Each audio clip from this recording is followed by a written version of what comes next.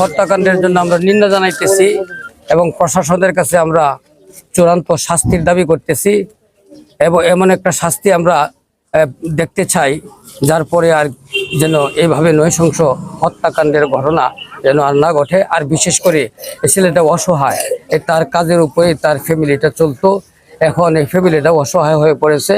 যে আমরা দুইটা বাচ্চা নাবালক রেখে গেছি, এতিম,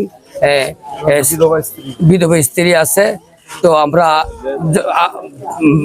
আপামর জনগণের কাছে আমরা আবেদন করব যেন এই অসহায় ফ্যামিলির জন্য কিছু করণীয় কিছু থাকলে যেন তারা করে এবং কিছু সাহায্য, স্থায়ীভাবে একটা সাহায্যের একটা ব্যবস্থা যেন করে। আল্লাহ। সাধারণ একটা ছেলে ওয়েল্ডিং এর কাজ করতো, এই সাধারণ একটা কথার ভিতর দিয়ে এই ধরনের একটা ঘটনা ঘটলো, এটার জন্য আমরা তীব্র প্রতিবাদ জানাই।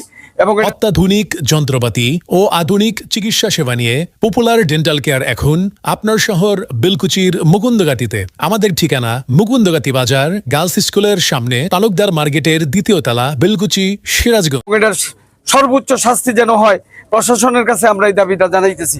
পাশাপাশি যে এর 2টা নাবালক ছেলে, বিধবা স্ত্রী আছে, এখানে সরকারিভাবে যদি কোনো সাহায্য সহযোগিতা করা যায়, এই ফ্যামিলিটা যেন চলার মতন একটা ব্যবস্থা করা যায়, এই আমরা দাবি জানাইতেছি আর কি। শনিবার দিবাগত রাতে আমাদের এই তেরিবাজার এলাকায় যে একটি নির্মম ঘটনা ঘটেছে আমরা দেখেছি, এটি আসলে কারোরই কাম্য নয়। এই ঘটনাটির প্রেক্ষিতে আমরা দেখতে পেরেছি একটি পরিবার পুরোপুরিভাবে ধ্বংস হয়ে গিয়েছে। 2 জন শিশু, নাবালক শিশু, তারা এতিম হয়ে গিয়েছে। এই পরিবারে এমন কোনো পুরুষ মানুষ নেই যে তারা উপার্জন করে তাদের সংসারটুকু চালাইতে পারে।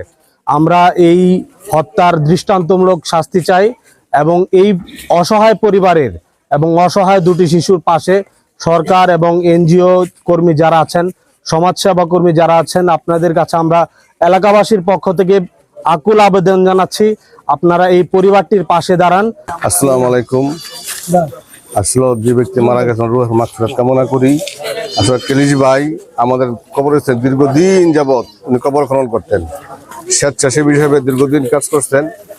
আসলে ওনার পরিবারের প্রতি আমাদের সমবেদনা জানানোর ভাষা নাই। তারপরে আমরা গুরুস্থান কমিটির পক্ষ থেকে, স্বেচ্ছাসেবী কমিটির পক্ষ থেকে কিছু ত্রাণের ব্যবস্থা করছি। আর আমি একটা কথা বলতে চাই, তার 2টি সন্তান রেখে গেছেন, 2টি ছেলে রেখে গেছেন। আমরা একটা ছেলেকে গুরুস্থান মাদ্রাসায় তার আজীবন হাফেজ হওয়া পর্যন্ত টাকা খরচ হয়, এটা আমরা ফ্রি করে দেবো, আমার পক্ষ থেকে এটা আমি দিয়ে দেবো আর কি।